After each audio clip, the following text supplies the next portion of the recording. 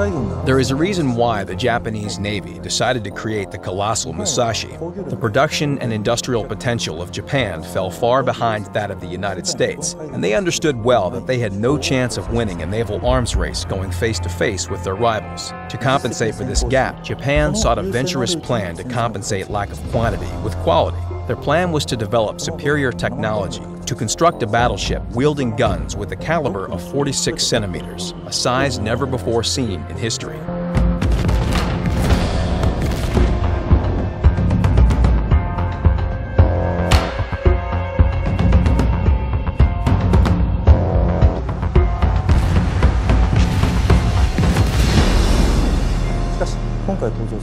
Battleship Musashi was designed to be the world's most powerful battleship, both in name and reality.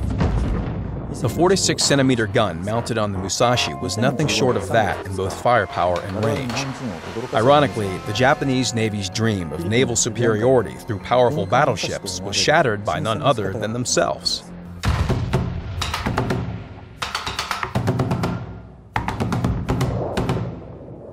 In 1944, Musashi underwent modification to install more anti-aircraft armaments.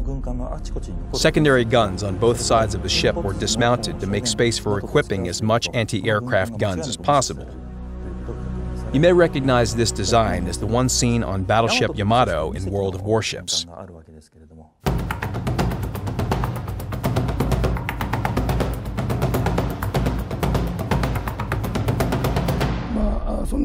I joined the Navy back in 1942.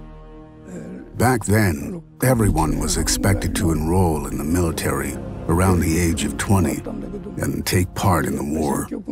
When I joined the Navy, I've heard rumors that the Japanese Navy had a colossal battleship in their disposition.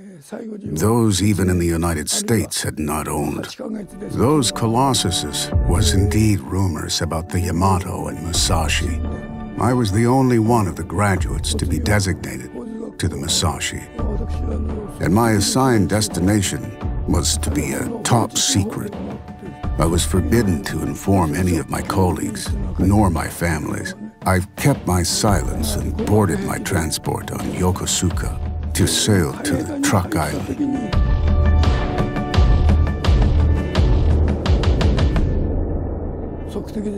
I was posted on the 5th Division in charge of anti-aircraft guns. My duty was to assist the commander in directing the anti-aircraft armaments placed on the starboard side of the bridge. I learned to operate the range during my training, so I was appointed to this important role even in my young age.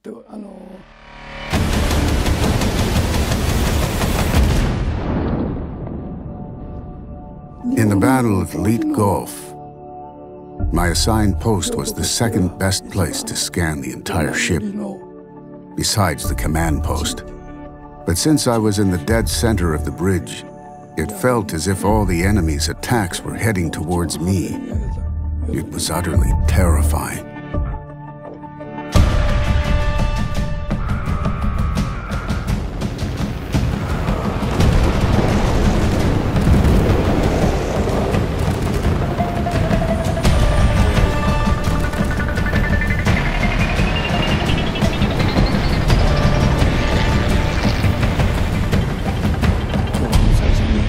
During the enemy aerial attack in the Sibuyan Sea,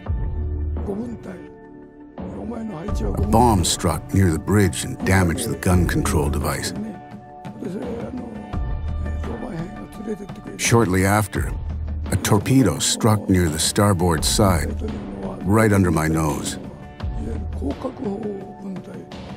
I would assume this damage also cut off the auxiliary signal circuits. As a result, not a single command could be relayed to the anti-aircraft guns, where they had to be manually controlled individually.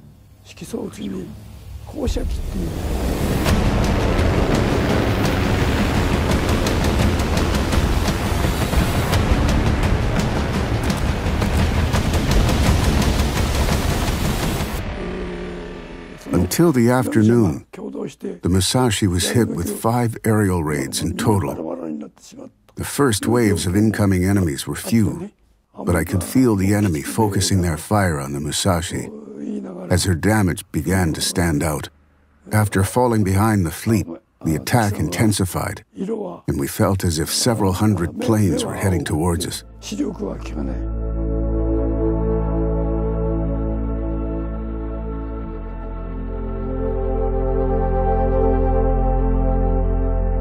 After being hit with the fifth raid, Musashi's portside bow was dipping in and out towards the water.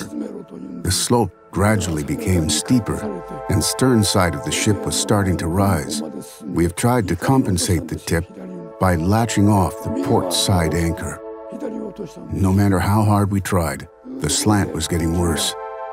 By night, all crew on board were ordered to assemble above deck, which meant we were going to prepare for evacuation. By this time, many survivors climbed out from inside the hull and gathered on the deck. They were shocked to see the Musashi's deck riddled with holes and the bridge in ruins. Majority of the crews on board had no way of knowing the Musashi's condition.